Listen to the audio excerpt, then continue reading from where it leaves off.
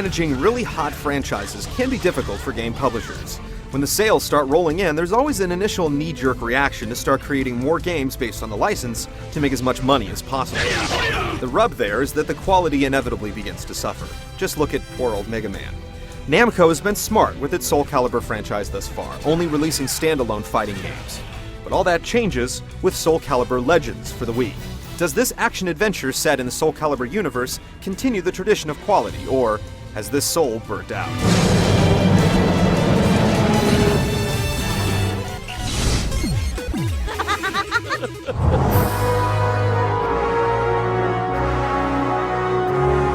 Soul Calibur Legends is primarily about two blades, Soul Calibur and Soul Edge, that have thrust an entire civilization into war. Siegfried has Soul Edge, a magical weapon that has lost most of its power. Soul Calibur is in the hands of Barbaros, an evil sultan who wants to overrun the empire Siegfried's father died to protect. To save the empire, Siegfried must find and collect shards of Soul Edge that will restore its power, giving him the ability to defeat Barbaros. Along the way, he'll come into contact with some of the series' signature characters, all with their own motivation for wanting to help him. It's not a bad story, and it certainly provides you with enough incentive to keep on slogging through the combat.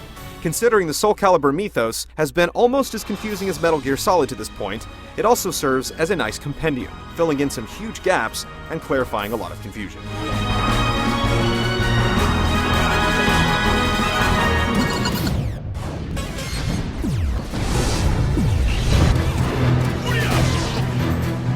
If you like a straightforward approach to video game design, then Legends certainly won't disappoint.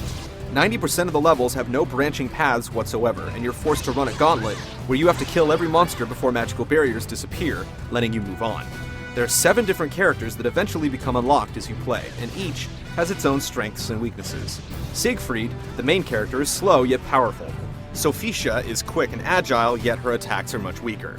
The roster is filled out by stalwarts like Ivy, Mitsurugi, Astaroth, and several more, though undoubtedly one of your favorites didn't make the cut. You choose the level to play from a map screen and then choose 2 characters to take into battle. It's easy to swap between the 2 characters on the fly, and their specific talents come in handy depending on enemy type. As you complete missions, characters will level up, giving them new ranks and weapons. Then each armament can be leveled up individually. Repetition is certainly a part of the equation. You'll take on the same dozen or so enemies over and over, and replay some of the same stages several times. The worst offenders are the defense missions, where you're asked to return to the Empire and repel Barbaros' attack under a strict time limit. These pop up far too frequently and never deviate from the same pattern. The single-player quest takes around 10 hours to complete, and there are offline cooperative and head-to-head options which give the game some staying power.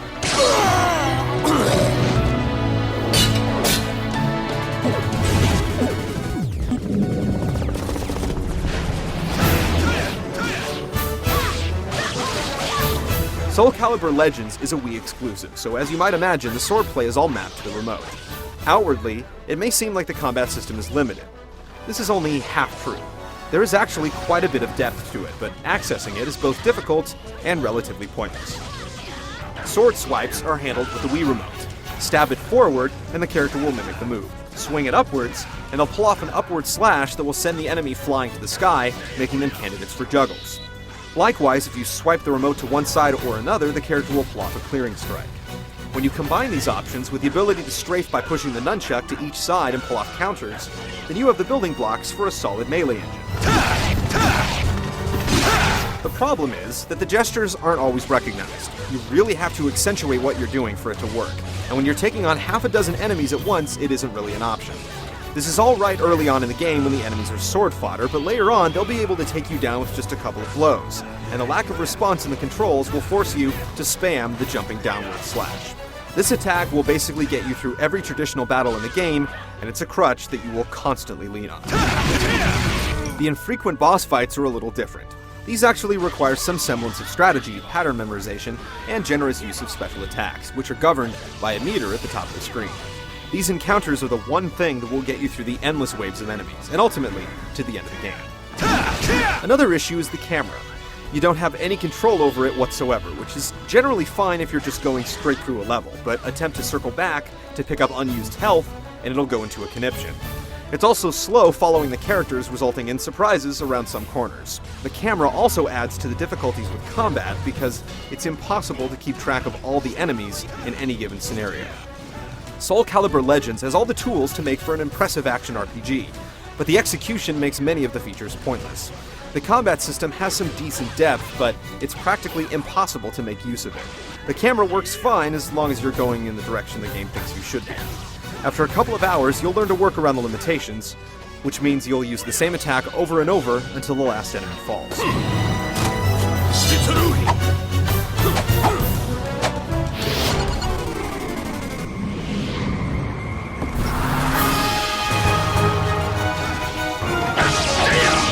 For a series that initially built its reputation on stunning visuals, Soulcalibur Legends is an average-looking game.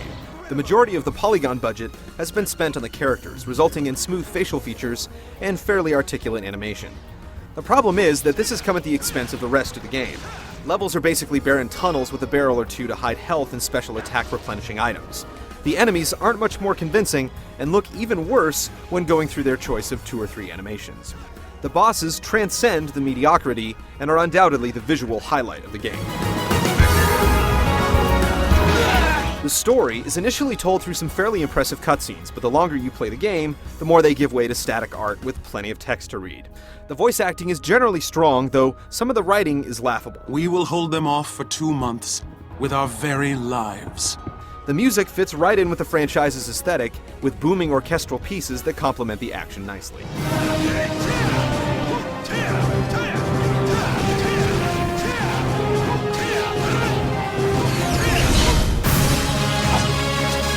Soulcalibur Legends isn't a particularly bad game, but it does absolutely nothing to separate itself from the piles of generic action games on the market.